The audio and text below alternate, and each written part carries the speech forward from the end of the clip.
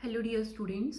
आज हम डिस्कस करेंगे क्लास 10th केमिस्ट्री एक्सरसाइज के क्वेश्चन नंबर 9th और क्वेश्चन नंबर 10th को, जिसमें क्वेश्चन नंबर 9th है what does one mean by exothermic and endothermic reactions, give examples. तो हमें बताना है कि एक्सोथर्मिक रिएक्शन और एंडोथर्मिक रिएक्शंस क्या हैं और उन पे एग्जांपल्स देने हैं। तो फर्स्ट आता है a chemical reaction in which a large amount of heat energy is produced along with the products is called exothermic reactions। तो एक्सोथर्मिक रिएक्शंस में क्या होता है, रिएक्टेंट आपस में रिएक्ट करने के बाद प्रोडक्ट्स का फॉर्मेशन करेंगे और प्रोडक्ट्स के साथ साथ साथ में क्या भी रिलीज होगी, एनर्जी। तो जहाँ पे एनर्जी या हीट रिलीज हो रही है प्रोडक्ट के साथ, तो वहाँ पे हम बोलते हैं वो रिएक्शन एक्सोथर्मिक है। मीन्स रिएक्शन हुई, रिएक्शन के बाद हीट रिलीज हो रही है या एनर्जी रिलीज हो रही है, तो वहाँ पे हम बोलते हैं एक्सोथर्मिक रिएक्शन। तो जिसमें हम रिएक्टेंट में एनर्जी नहीं देते हैं या हीट नहीं देते हैं, उसे हम रिएक्टेंट में हीट और एनर्जी प्रोवाइड नहीं करवाएंगे।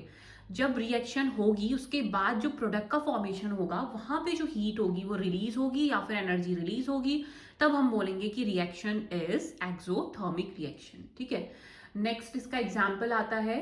For example calcium oxide react with water to form calcium hydroxide slaked lime and heat. तो यहाँ पे हम क्या कर रहे हैं, पानी के साथ मिक्स कर रहे हैं CaO कैल्शियम ऑक्साइड को। तो बनता क्या है, प्रोडक्ट का फॉर्मेशन हो रहा है कैल्शियम हाइड्रोक्साइड। और जब भी चूने को पानी में डालते हैं तो उसके बाद वहां पे चूने का पानी बनता है, मींस CaOH होल ट्वाइस। उधर पे हीट रिलीज होती है, हमेशा हमेशा एक बबल्स का फॉर्मेशन भी होता है और हीट रिलीज होती है। तो इस रिएक्शन को हम क्या बोलते हैं, एक्सोथर्मिक रिएक्शन, और इसे हम काउंट करते हैं एक्सोथर्मिक रिएक्शन के एग्जाम्पल में। तो नेक्स्ट आता है a chemical reaction in which a large amount of heat energy is released is called endothermic reaction. तो ऐसी रिएक्शन जिसमें लार्ज अमाउंट में हीट और एनर्जी देनी पड़ती है, एब्जॉर्ब होती है रिएक्टेंट्स के थ्रू, फिर प्रोडक्ट्स का फॉर्मेशन होता है, तो वहां पे जो रिएक्शन होगी उसे बोलते हैं हम endothermic reaction. Means just opposite to exothermic reactions. तो एंडोथर्मिक रिएक्शंस में क्या होगा, हमें रिएक्टेंट्स को हीट देनी पड़ेगी, लार्ज अमाउंट की हीट हमें प्रोवाइड करवानी पड़ेगी, देन वो प्रोसीड करके प्रोडक्ट्स का फॉर्मेशन करेंगे जो भी रिएक्टेंट होंगे।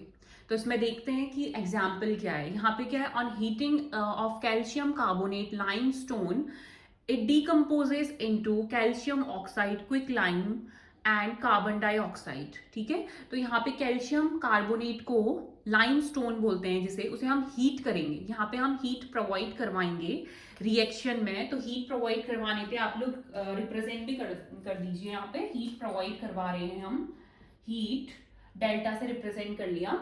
तो यहाँ पे जब हम हीट देंगे तो उसके बाद फॉर्मेशन हो रहा है प्रोडक्ट्स में CaO और CO2।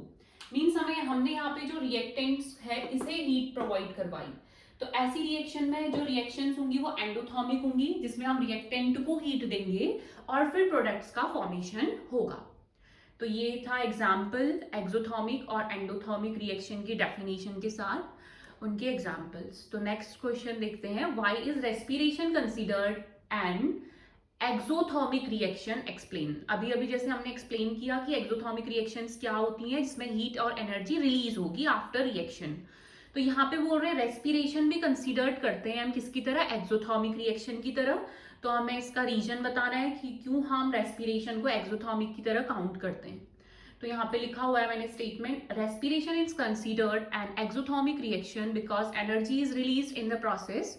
During respiration, glucose combines with oxygen of air in the cell of our body to form carbon dioxide and water and energy is released। तो यहाँ पे क्या होता है कि जब भी रेस्पिरेशन होगा, तो रेस्पिरेशन एक एक्सोथर्मिक रिएक्शन है बोल रहे हैं हम। क्यों एक्सोथर्मिक है, बिकॉज यहाँ पे एनर्जी रिलीज हो रही है, इतना तो हमें मालूम है। तो पहली लाइन क्लियर हो गई कि respiration is considered an exothermic reaction because energy is release. ठीक है, एनर्जी रिलीज हो रही है in the process. During respiration glucose combines with oxygen of air. तो इस टाइम पे क्या होता है, रेस्पिरेशन के टाइम पे जो ग्लूकोज होता है वो कंबाइन करता है किसके साथ, ऑक्सीजन। तो ग्लूकोज कहाँ से आया बॉडी के अंदर, जो भी हमने फूड का इंटेक किया था उसका जो ब्रेक डाउन होने के बाद जो डाइजेशन होगा, डाइजेशन होने के बाद जो लास्ट प्रोडक्ट बनता है, मीन्स जिसकी हमें नेसेसिटी होती है, वो ग्लूकोज होता है। तो ग्लूकोज कंबाइन करेगा ऑक्सीजन के साथ तो उसके बाद जो फॉर्मेशन होगा वो कार्बन डाइऑक्साइड का होता है, वाटर का होता है और एनर्जी रिलीज होती है उस टाइम पे। तो हमें जो एनर्जी मिलती है मेनली वो कहाँ से मिलती है? रेस्पिरेशन से। तो रेस्पिरेशन में एनर्जी रिलीज हो रही है जब ग्लूकोज के साथ ऑक्सीजन मिल रहा है, कंबाइन हो रहा है। तो फिर वहां पे जो ग्लूकोज आया वो कहाँ से आया? खाने से। जो हमने खाना लिया था उसमें जो जब वो पूरा कंप्लीटली डाइजेस्ट हो गया उसके बाद वो ग्लूकोज में कन्वर्ट हो जाता है जो हमने फूड का इंटेक किया था। तो वो ऑक्सीजन के साथ रिएक्ट करेगा। ऑक्सीजन के साथ रिएक्शन होने के बाद वो क्या बनाता है? Carbon dioxide, water as well as heat is release. तो हीट भी रिलीज होगी। और हमने पढ़ा है कि जहां पे भी प्रोडक्ट्स में हीट रिलीज होती है तो वहां पे हम उसे कंसीडर करते हैं एज एक्सोथर्मिक रिएक्शन। तो यहाँ से क्लियर हो चुका है स्टेटमेंट्स के थ्रू।